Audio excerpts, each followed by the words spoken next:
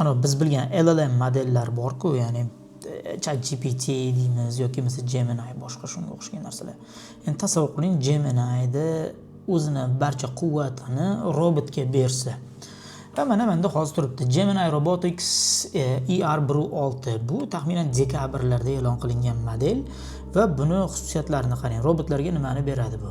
Enhanced autonomy. Robots can reason, adapt and respond to changes in open-ended environments. Ya'ni bu degani ularga fikrlash yoki bo'lmasa moslashish va shunga o'xshagan nima desam bo'ladi, vaziyatga qarab javob qaytarish imkonini beradi robotlarga. O'rganish hozirgi kunda aynan robototexnikada, misol uchun tasavvur qiling, bitta robot tuxum pishirishni o'rgansa, aynan mana shu narsani boshqa robotlar sekundda biladi. Sekundda aynan mana shu narsani ya'ni takrorlay oladi. Bir nechta unaqangilar. Ya'ni aytmoqchi bo'lgan narsam, insoniyat o'rtasida ilmni tarqalishi uchun qanchadir muddat vaqt ketgan bo'lsa va qanaqadir jarayonni bu talab qilgan bo'lsa, robotlar o'rtasida bu narsalar bir necha karra tez.